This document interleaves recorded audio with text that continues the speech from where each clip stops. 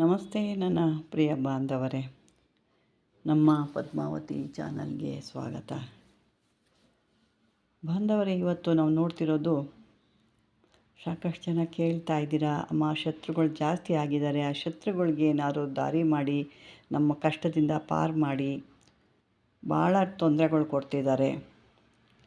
ನಮಗೆ ಎಲ್ಲೂ ಹೋಗ್ಲಿಕ್ಕೆ ಅದೆಲ್ಲ ಗೊತ್ತಿಲ್ಲ, ಮತ್ತು ನಮ್ಮ ಹತ್ರ ಹಣವೂ ಇಲ್ಲ. ಅಂದರೆ ಈಗೆಲ್ಲ ಮೋಸ ಬೇರೆ ನಡೀತಾ ಇದೆ.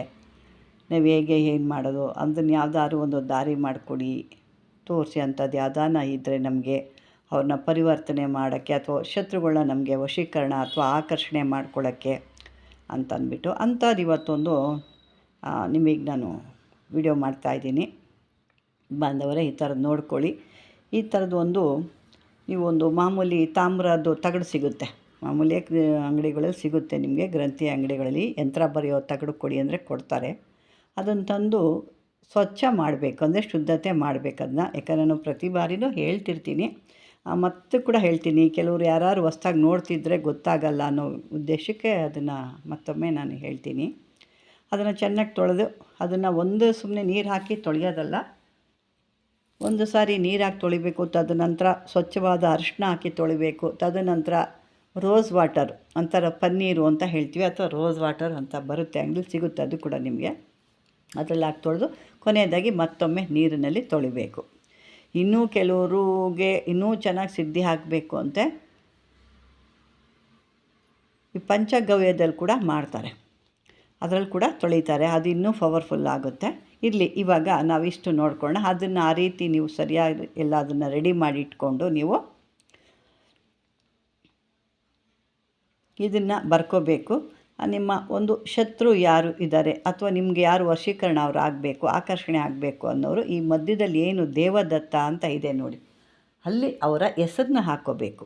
ನಿಮ್ಗೆ ಯಾರು ವಶ ಆಗಬೇಕು, ಅಥವಾ ಯಾರು ಶತ್ರು ನಿಮಗೆ ಆಕರ್ಷಣೆ ಆಗಬೇಕಾ, ಅಥವಾ ವಶೀಕರಣ ಆಗಬೇಕಾ ಅನ್ನೋದಿದ್ರೆ, ಅಲ್ಲಿ ಮಧ್ಯದಲ್ಲಿ ಏನು ಇದೆ ದೇವದತ್ತ ಅಂತಿದೆಯಲ್ಲ, ಅಲ್ಲಿ ಅವರ ಹೆಸರನ್ನ ನೀವು ಬರಿಬೇಕಾಗುತ್ತೆ. ಬರೆದು ನಂತರ ಇದನ್ನು 21 ದಿವಸ ಅಥವಾ 48 ದಿವಸ ಅಥವಾ 54 ದಿನ ಪೂಜೆ ಮಾಡಬೇಕು. ಅಷ್ಟು ದಿನ 21 ದಿವಸ ಅಥವಾ 48 ದಿವಸ 54 ದಿನ, ಇಷ್ಟು ದಿನದಲ್ಲಿ ನಿಮ್ಗೆ ಯಾವಾಗ ಆಗುತ್ತೋ ಅಷ್ಟು ದಿನ ನೀವು ಪೂಜೆ ಮಾಡಬೇಕಾಗುತ್ತೆ. ನಂತರ ಇದನ್ನು ಪಂಚೋಪಚಾರದಿಂದ ಪೂಜಾ ಕೊನೆಯ ದಿವಸ ಇದನ್ನು ಸರಿಯಾದ ರೀತಿಯಲ್ಲಿ ಪೂಜೆ ಮಾಡ್ಕೋಬೇಕು. ಅದಕ್ಕೆ ನೈವೇದ್ಯ, ಧೂಪ, ದೀಪ ಎಲ್ಲ ತೋರಿಸ್ಬೇಕು, ಮಾಡ್ಕೋಬೇಕಾಗುತ್ತೆ. ಇನ್ನೊಂದು ಇದರೊಳಗೆ ನಾನು ಒಂದು ವಿಷಯ ಹೇಳ್ತೀನಿ.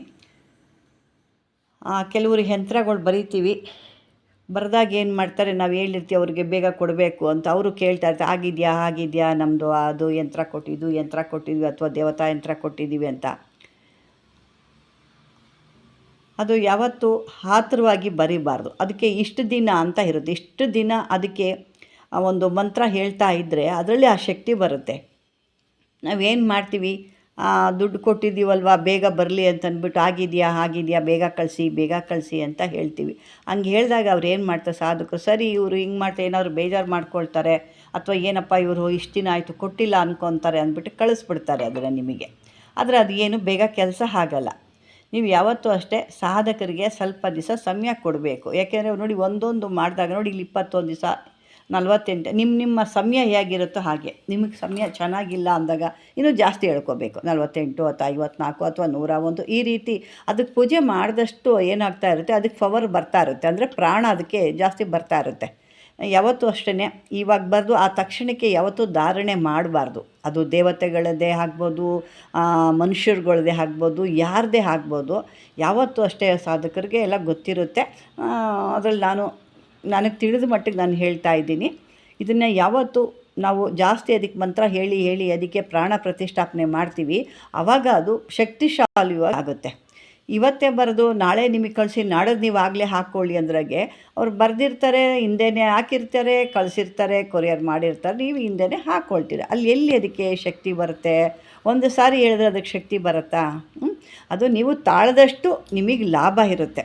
ನೀವು ಅರ್ಜೆಂಟ್ ಅದು ಇದೊಂದನ್ನೇ ಅಲ್ಲ ಹೇಳ್ತಾರೆ, ಪ್ರತಿಯೊಂದು ನಾನು ಹೇಳ್ತಾ ಇದ್ದೀನಿ. ಯಾವುದೇ ಆಗಲಿ ಅಲ್ಲಿ ಪೂಜೆಗಳು ಮಂತ್ರಗಳು ಬಿದ್ದಷ್ಟು ಅದು ಪವರ್ಫುಲ್ ಆಗ್ತಾ ಬರುತ್ತೆ. ಆ ಥರ ಇರುತ್ತೆ. ಅದು ತಿಳ್ಕೊಳ್ಳಿ ಅನ್ನೋ ಉದ್ದೇಶಕ್ಕೆ ನಾನು ನಿಮಗೆ ಹೇಳ್ತಾ ಇದ್ದೀನಿ. ಇದಕ್ಕೆ ಮಂತ್ರ ನಾನು ಹೇಳ್ತೀನಿ, ಈಗ ಕೇಳಿಸ್ಕೊಳ್ಳಿ. ಓಂ ನಮೋ ಭಗವತಿ ಕಾಳಿ ಮಹಾಕಾಳಿ ಮಮ ಸರ್ವಶತ್ರುನ್ ಆಕರ್ಷಯ ಹುಂ ಫಟ್ ಸ್ವಾಹ. ಇದು ಮಂತ್ರ. ಇದಕ್ಕೆ ಇನ್ನೊಮ್ಮೆ ಕೂಡ ನಾನು ಹೇಳ್ತೀನಿ. ಓಂ ನಮೋ ಭಗವತಿ ಕಾಳಿ ಮಹಾಕಾಳಿ ಮಮ ಸರ್ವಶತ್ರುನ್ ಆಕರ್ಷಯ ಹುಂ ಫಟ್ ಸ್ವಾಹ. ಇದು ಈ ರೀತಿ ಮಂತ್ರ ಬರುತ್ತೆ. ಭಾಳ ಈಸಿಯಾಗಿದೆ, ಭಾಳ ದೊಡ್ಡದೇನಿಲ್ಲ. ಮತ್ತು ನೀವು ಬರಿಬೇಕಾದ್ರೆ ಸರಿಯಾದ ರೀತಿಲಿ ಬರಿಬೇಕು. ಅದನ್ನು ಬರೆಯೋಕ್ಕೆ ಯಾವ ಕಡ್ಡಿನ ಅಥವಾ ಏನಾದರೂ ತೊಗೊಂಡು ನೀವು ಬರ್ಕೋಬೋದು. ಪೆನ್ನು ಖಾಲಿ ರೀಫಿಲ್ ಪೆನ್ ಅದರಲ್ಲಾದ್ರೂ ಬರಿಬೋದು. ಇಲ್ಲ ಒಂದು ಸ್ವಲ್ಪ ಜಾಸ್ತಿ ಶಾರ್ಪಾಗಿದ್ದರೆ ಏನಾಗುತ್ತೆ, ಅದು ಹೋಲ್ಸಾಗ್ಬಿಡ್ತದೆ, ಅಂದರೆ ಅರ್ಧೋಗುತ್ತೆ. ಅದಕ್ಕೆ ಅದು ನೀವು ಸ್ವಲ್ಪ ಮಂಡ ಥರ ಮಾಡಿಕೊಂಡು ಮಾಡಬೇಕೇನೋ ಪೆನ್ಸಲ್ ಬರಿತೀವೋ ಅಥವಾ ಒಂದು ಬರೆಯೋಕ್ಕೆ ಕೆಲವೊಂದು ತಾಮ್ರದಲ್ಲಿ, ಬೆಳ್ಳಿಲಿ, ಚಿನ್ನದಲ್ಲಿ ಅವಾಗೆಲ್ಲ ಮಾಡಿಸಿಕೊಳ್ತಾ ಇರ್ತಾರೆ. ಅಂಥದ್ರಲ್ಲಿ ನೀವು ಯಾವುದನ್ನು ತಾಮ್ರದಲ್ಲೋ ಅಥವಾ ದಪ್ಪಳ ಅಂತ ಬರುತ್ತೆ, ಇವಾಗೆಲ್ಲ ಚಿಕ್ಕದಾಗಿ ಬರ್ತಾಯಿದೆ ದಪ್ಪಳಗಳು, ಅಂಥ ದಪ್ಪಳದ ಅದ್ರಲ್ಲಿ ಕೂಡ ಅಂದರೆ ಶಾರ್ಪ್ ಅಂದರೆ ಜಾಸ್ತಿ ಚೂಪಾಗಿದ್ದೇನಾಗುತ್ತೆ ಅದು ಓಸ್ ಬಿದ್ದುಬಿಡುತ್ತೆ. ತಗಡು ಇದು ಭಾಳ ಸ್ವಲ್ಪ ತೆಳುಗಿರುತ್ತೆ. ಈಗ ಬರ್ತಾ ಭಾಳ ತೆಳುಗೆ ಮಾಡ್ತಾಯಿದ್ದಾರೆ. ಹಾಗಾಗಿ ಅದು ನೋಡ್ಕೊಂಡು ನೀವು ಅದನ್ನು ಒಂದು ಬಂದಟ್ಟಿಟ್ಕೊಂಡು ಮನಸ್ಸಲ್ಲಿ ಇಟ್ಕೊಂಡು ಬರೀರಿ. ಜಾಸ್ತಿ ಒತ್ತಿದಾಗ ಅದು ಕಷ್ಟಪಟ್ಟು ಮಾಡಿದ್ದು ಒಂದೇ ಸರಿ ಅದು ಹೋಲ್ಸಾಗ್ಬಿಡುತ್ತೆ. ಬಂದವರೇ, ಇದನ್ನು ಮಾಡಿ ನಿಮಗೆ ಯಾವುದೇ ರೀತಿ ಶತ್ರುಗಳೇ ನಮ್ಮ ಹತ್ರ ಬರಬೇಕು. ಇವತ್ತು ನಮಗೆ ಶತ್ರುಗಳಾಗಿ ನಮಗೆ ಭಾಳ ತೊಂದರೆ ಕೊಡ್ತಾಯಿದ್ದಾರೆ, ನಾವೇನು ಅವ್ರಿಗೆ ಮಾಡೋಕ್ಕಾಗ್ತಾಯಿಲ್ಲ ಅಂದಾಗ ಇದನ್ನು ಈ ರೀತಿ ಮಾಡಿಕೊಂಡಾಗ ಅವರೇ ಬಂದು ನಿಮಗೆ ಒಂದು ಸ್ನೇಹಿತರಾಗಿ ನಿಮಗೆ ಪರಿವರ್ತನೆ ಆಗ್ತಾರೆ. ಶತ್ರು ಆಗಿದ್ದವರು ಸ್ನೇಹಿತರು ಯಾವುದೋ ಒಂದು ಒಳ್ಳೆಯ ರೀತಿಲಿ ನಿಮಗೆ ಆಕರ್ಷಣೆ ಆಗ್ತಾರೆ. ಬಾಂಧವರೇ, ಈ ಒಂದು ವಿಡಿಯೋ ನಿಮಗೆ ಇಷ್ಟವಾದರೆ ಲೈಕ್ ಮಾಡಿ, ಶೇರ್ ಮಾಡಿ, ಸಬ್ಸ್ಕ್ರೈಬರ್ ಮಾಡ್ಕೊಳ್ಳಿ.